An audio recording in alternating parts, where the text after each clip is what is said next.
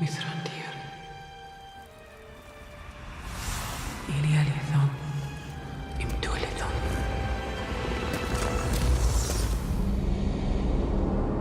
One of the biggest reasons for us to include Dol Guldur is very simply Gandalf's story. You're not leaving us. I would not do this unless I had to. In the book, he goes off on an urgent errand to confront a force that we know pretty much nothing about. And he doesn't make a reappearance in this story until the Battle of the Five Armies. But in terms of filmic storytelling, it's just like the worst tease you could ever do. You're going to follow him. You're going to know why he's left them. Dol Guldur has a mighty presence in the film. Everything's at its limits.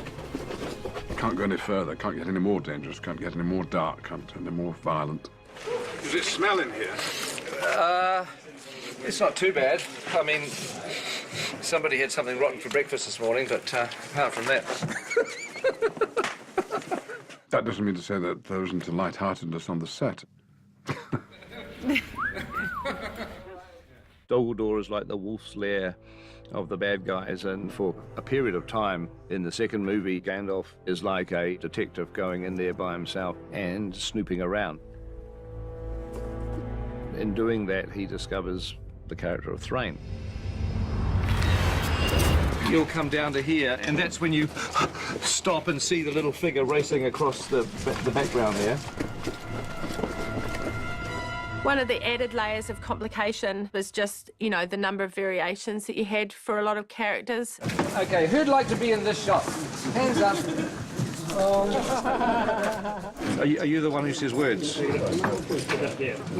you just give us a word or two, just so I... It is. It's the one that says words. It's good. Excellent. Welcome to the set. The most complicated one was definitely Thrain. We shot with Anthony Sher as Thrain, and he's one of the most amazing sort of Shakespearean stage actors that Britain has. From nowhere, they will come. Finished? And then the other ones. No, what do you mean nowhere? Oh, Thrain, you make no sense. And we also had a young Thrain, an old Thrain. Kieran played a Thrain double. One of the stunties played a Thrain double.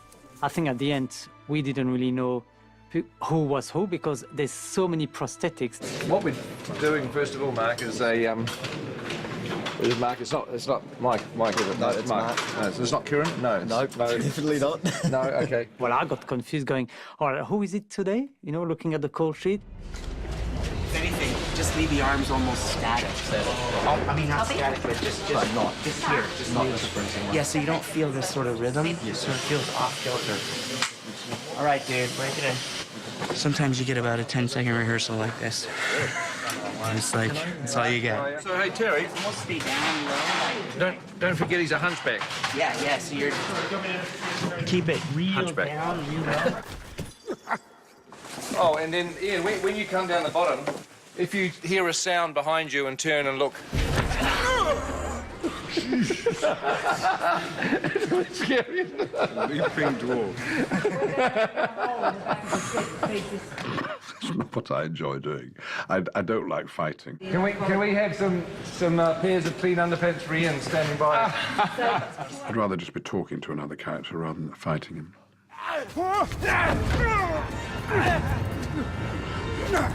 Good. So this is the third Thrain we've worked with today. It's been Thrainful. It has been Thrainful. So you watch the monitor, Yeah, I do. you know what's going on. Where have you put that finger, Kieran? These films would not have been possible without Kieran Shah. Who? Well, Kieran Shah is a man who is much smaller than most of us, and that's to his advantage because he can play very small people. I love working with Ian. I think I got close to him from The Rings, where I had to work with him a lot more than what I've done on The Hobbit. Most of Lord of the Rings, I didn't act with Elijah Wood. I acted with Kieran Shah, who was his small-scale double, wearing Elijah's mask. What sort of mouth movement have you got, Kieran? I've been Bilbo's scale double. All we got here is Martin's face coming on. Shit. I've never seen that. Get out of the way, sorry.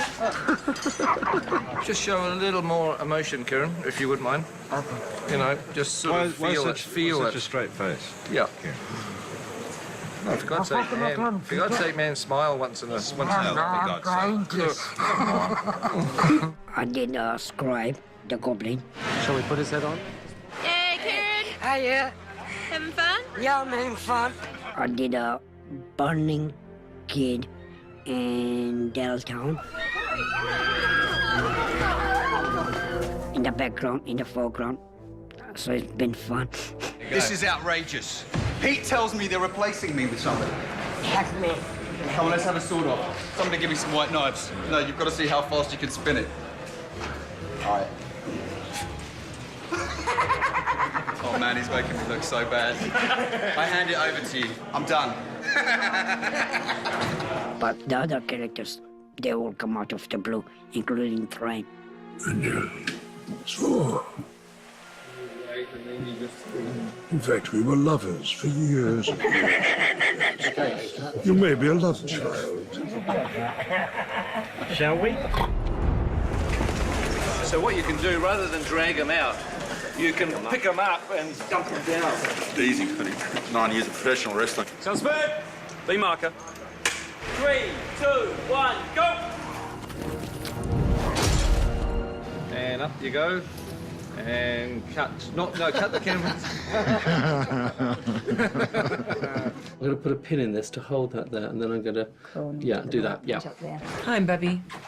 Mum, where's the scary man? The scary man's on set, monkey. But I want to see him last. I don't know that you want to see him, darling. Yes, I do, Mum. He's been eating small creatures and his beard's covered in blood. I do want to see him. Well, I saw the Dol Guldur set through the eyes of my sons. Is he on set now? So that did him in. That was his first Halloween experience. Probably his last. They found it really scary. It took them a long time to actually step up onto it, for starters. They wanted to go and touch the spikes and the bits to make sure. And then once they realised that that was all made incredibly scary by the art department, but was in fact soft, they felt a lot better. Somebody's been having a barbecue.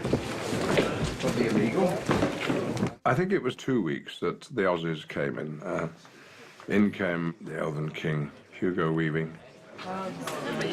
And in came Kate Blanchett, Galadriel. You want to basically end up just standing on top of that little staircase over there, because that staircase continues going up to where Gandalf is. So this is you heading towards Gandalf. B marker. In the book, she goes to Dol Guldur really only to expel the Necromancer. But what Peter really wanted to enhance was that she goes in to expel the Necromancer, yes, but she also goes in to save Gandalf. But it involved Kate carrying a relatively light representation of me, a dummy. We've got a Gandalf dummy that's travelling, which isn't to be here after lunch, but so that's for carrying him. But I mean, you're only using him in white goods, right? well, it depends on whichever one gives us the better performance, darling. I mean, that's who we go with. Just come in alongside. There we go. You know, if you close your eyes here and look like the dummy. Okay, there we go. This could be a new stage routine, couldn't it?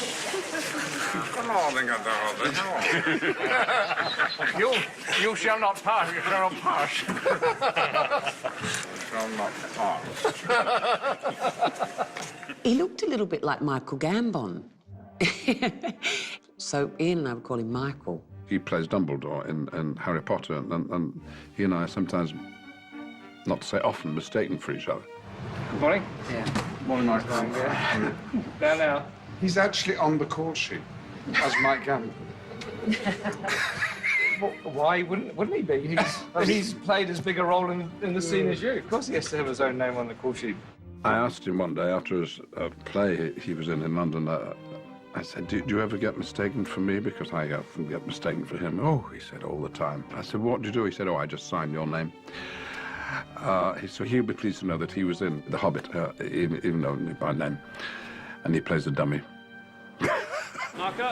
Because we did some of the shots with the dummy first, because, you know, obviously Ian's in such demand, having to do various different things, we had to establish something with the dummy before Ian had a chance to do it.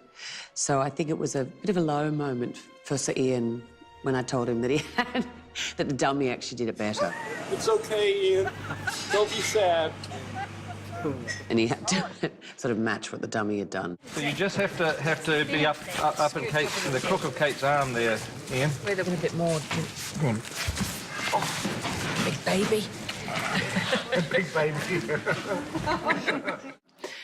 It was a bit cheeky, but he gracefully did it. But he did it better in the end. Marginally. Is that desperately uncomfortable for you, it is a bit? You can give it your knees. Yeah. We talked a lot about the way we should sit, because obviously a lot of the battle rages around them, and Peter really wanted to create a sense of cradling a higher spirit. I remember the first time I saw the Pietà in Rome with the Madonna holding Christ, and it was so sorrowful, so sad, and yet so protective. It's the mother, isn't it? It's the protective female spirit that we wanted to embody. As long as it doesn't say Mother of God and Jesus Christ. You just have to shift the iconography a bit. Just a titch, just a... OK. But anyway, if you still want to lie down, Ian. Where the potty is. Where the hottie is, you can get a nice warm neck. Kate is the Madonna, but Ian's not Jesus. By any stretch. So we're all right. I don't think that Ian and Kate had ever worked together. I mean, even on Lord of the Rings and the Fellowship, you know, Gandalf had died just before Galadriel comes into the story. So they didn't have any scenes together. So this was the first time.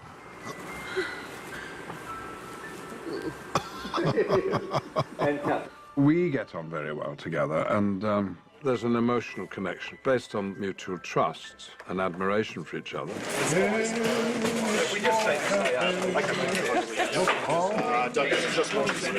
So observers might think, ooh, what's going on there between Galadriel and Gandalf? It's not hard to be flirtatious with Ian. I guess you could call it a special chemistry. Other people would call it snogging. They seemed to sort of fall in love with each other almost instantaneously, and it was hard sometimes to prise them apart to shoot scenes. OK, all right.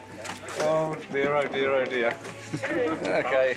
Ian's a wicked man, and I like a little bit of wickedness. The money shot. Oh, yeah, no, hang on. Yeah, that's the one. I sort of fell in love with Kate, really. I think perhaps almost my favourite scene in all the films is that little one that of Galadriel and Gandalf. You are not alone. Exchanging rather soupy looks. They clearly like each other enormously. Perhaps in another life, if only wizards and elves could procreate. There's another movie, Peter. The Secret Life of Galadriel and Gandalf. That's the last photograph before the camera gets smashed.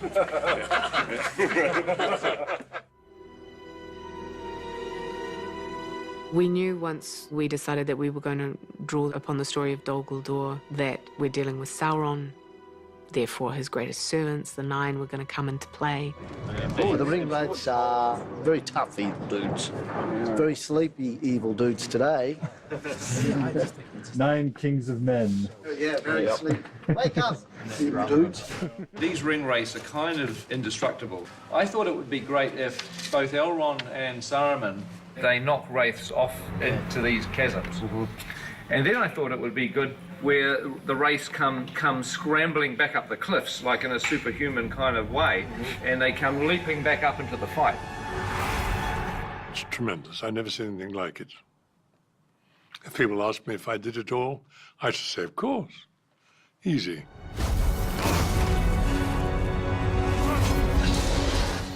I had to be quite honest and say, I did not. At my age, that might be a little difficult. Christopher is 92, 93, I think. He was certainly 90 when we were shooting. It was going to be way too big a ask to put him on a plane to fly him all the way back to New Zealand. So what we did several months later is we shot Christopher largely against green screen in London and Pinewood. So we got the wrong stick. Just come up we swapped. Oh, I thought you did. Except because this one is not worth as much as that one. This one you'd sell. This is cheap. That's expensive. That's the source. Now, Sauron... I think several years ago. That's right. Sauron is the yellow tennis ball up there, yellow and blue. Christopher got to play Saruman at a time when he wasn't evil in the way, and corrupted in the way that he obviously is in The Lord of the Rings. I said, well, that's fantastic. That's absolutely wonderful. He's Saruman the White, the noble, the decent. He's fighting on the side of the angels. Are you in need of assistance, my lady? It's great, and really give it all you've got. I'll fall over if I do that. Here we go. Okay, very tense. Looking at them, very tense. 3, 2, 1, go! Ah! Great. Good, thank you. We've got that. Excellent. At the end of it, when they've got rid of the ring wraiths, the last thing I say, leave Sauron to me. And he means it. I think as a Tolkien scholar and someone that cares deeply about these books, I think he was just very happy to be able to at least portray Saruman before he fell into darkness. It allowed him to kind of complete that cycle with the character. My basis for accepting a part is always the same. It's not a question of how long it is, how much is going to be on the screen. If it means something in the story, and it's what the director wants. So you're using the staff in the hand like so. Yep, perfect. And the audience remembers it. That's what it's all about. And I'm not doing funny finger things out the top of your head. No, I'm not. I'm being very respectful. It's as simple as that, to be seen and to be remembered.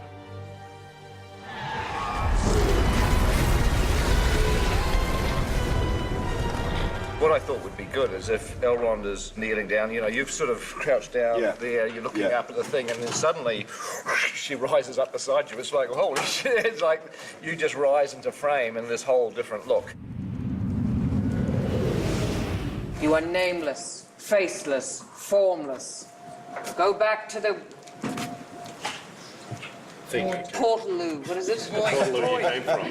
Tolkien describes every now and again an elf lord revealed in wrath. So we see that in Galadriel and Dol Guldur when she transforms and becomes this thing of intense power and pretty dangerous and scary. And in some ways thematically similar to the way that she goes dark when Frodo offers her the One Ring in the Fellowship of the Ring. In place of a Dark Lord, you would have a queen! You're expelling this guy, and the last sort of energy goes, and then there's a flash of light, and suddenly we've got the white Galadriel again just standing there, kind of about to go, and you would rush forward and catch her.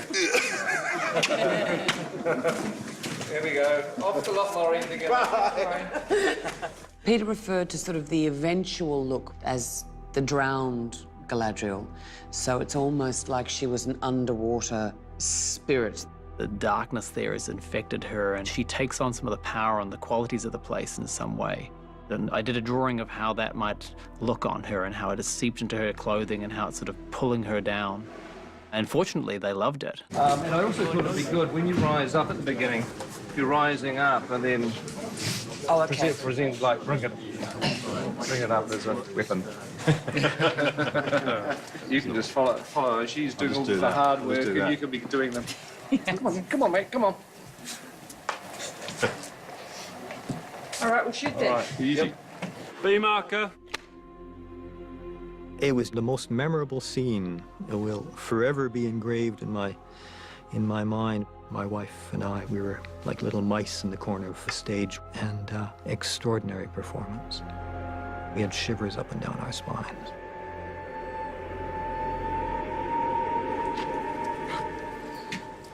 You have no power here, servant of Morgoth. You are nameless, faceless, formless. Go back to the void from whence you came! Big flash!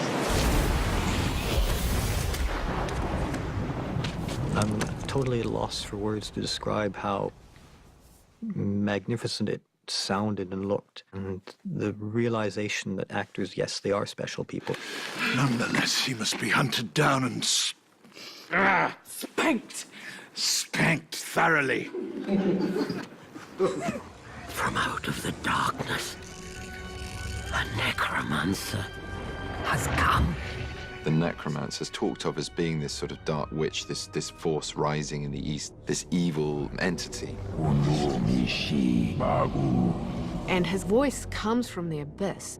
It's barely there, it's disembodied, and yet it has to be powerful and chilling and evil. Srag glistun kizish agbogash obsidan. With Benedict, one of the things that struck us immediately was his ability vocally was extraordinary.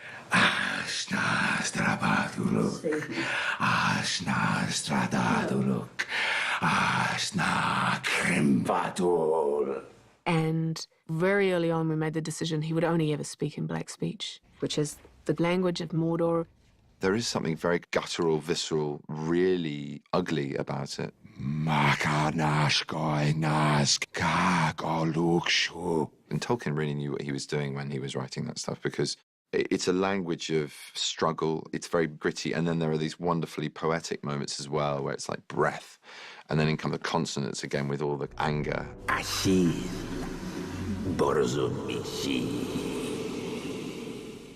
not the sort of language that lends itself to sweetness. No. It's like I can never quite believe anyone being romantic and they're speaking German. It kind of doesn't really work, does it?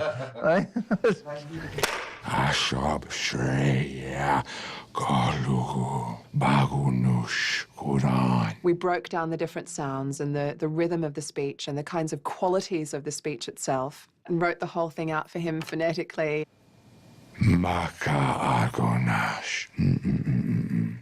Letha was fantastic with black speech, and she's ridiculously enthusiastic about it. So you kind of, if you please that teacher, it's a great day. She literally sort of runs over the room and just launches herself at you, which I can take. There was this extraordinary moment where Benedict and Peter were talking about how would we play with this vocally, what would we explore, and Peter said, why don't we record you speaking the black speech in reverse? You'll do your lines backwards, but we'll go forward in that order. And then we'll play it forward. So it's got that strange kind of, you know, that amazing sort of quality. And this was on the Friday, and we were recording all of this on the Monday, and Benedict turned to me and said, can we do that? And I, of course, said, yes, of course we can do that.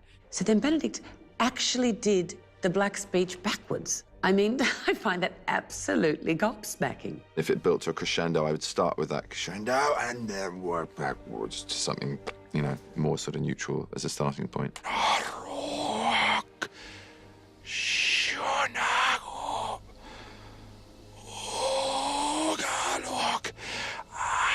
Yeah, we'll just cut that and do a replay.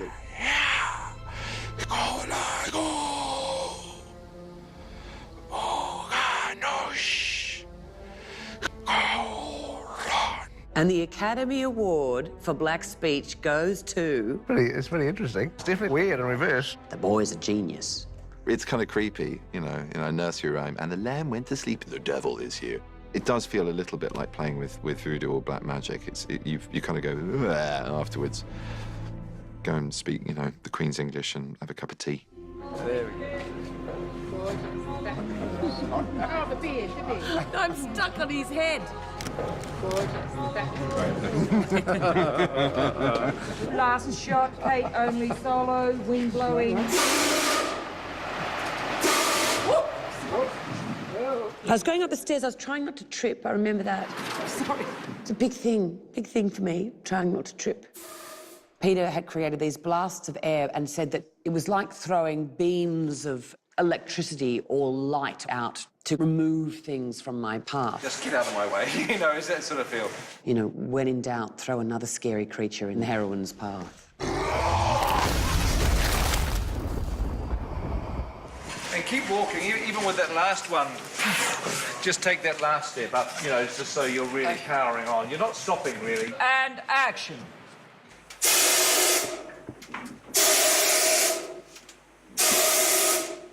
Great, let's just do one last one for luck. That's great, keep rolling. With each throw, get more contemptuous, Kate. More dismissive. Alrighty, here we go. When I finished my little brief stint on The Lord of the Rings the first time, I thought, wow, that was incredible and what an amazing experience, and that, you know, they were obviously going to go and film on for another 18 months. And I didn't have a sense of the consequence of it ending. And action.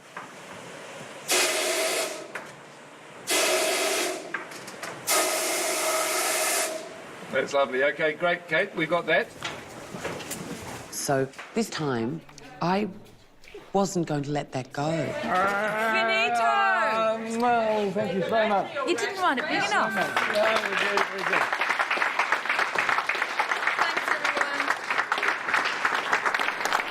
Here's a couple of...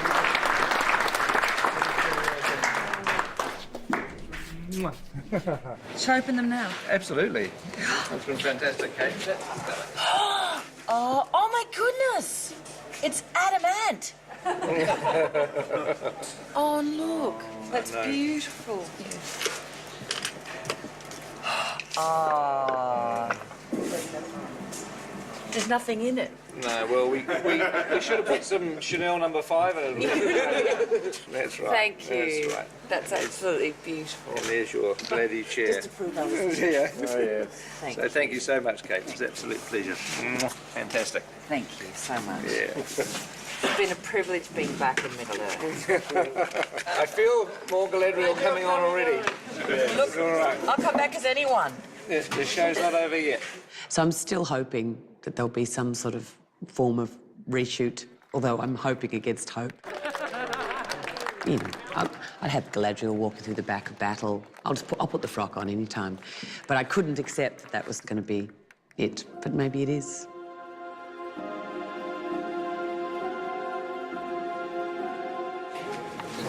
Wait, you're the crew on stage? Hey, thank you very much, sir. At the very end of Block 1, just before we go on to a hiatus, there was a big surprise. We have a special ceremony to perform. Zane, you might like to introduce. Zane and Jamie started spending a lot of time in Zane's office with the door closed. And there wouldn't be any yelling, which normally when Jamie's in Zane's office, there's yelling. I think we kind of freaked out the production office a little bit because we were having these, can only be described as clandestine meetings. Finally, I cornered Jamie and asked him what was going on because I was very suspicious. And he revealed to me that he was working on a secret project. We're starting this. This is just a prototype model, but this will come into play for blocks 2 and 3. This is small. This is starting small, but this will escalate into something you cannot believe. It's something so big you can't possibly comprehend this. So we came up with this idea of Wiener's Wacky Wheel of Wonder. Unveil, please. Don't break it. Get them out. All right. This was a traditional spinning wheel, and in the middle of it had a picture of him behind the door of a washing machine. The detail was beyond belief, really. So, at the end of shooting on Friday, whoever's name is drawn out of the tin basically gets to spin the wheel. All kinds of nice prizes. There's some not so nice prizes. You win anywhere from $20 to $1,000. You could be a loser. Oh, that was Get your own chair back. You could have a night with Kieran. Don't tell anyone. Now you just told the world. You can have a dinner at my house. You can win a box of Rara. Wow. That ran the entire gamut. And there is also Hold Eric's Balls. Are you Eric? I got to do that. I got to hold Eric's balls. I travelled 12,000 miles to hold Eric's balls. And this was the beauty of the wheel, was it wasn't just one person that got a chance to spin. It was basically dependent on the mood Zane was in.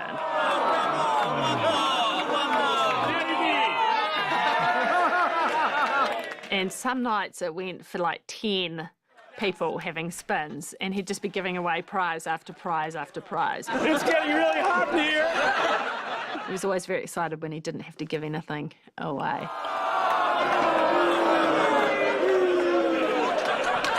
And it was just great prizes, a great little boost of morale at the end of a Friday before going into the weekend. These prizes will change as we go on, and it's all going to be a lot of fun. Hope you all come back for it.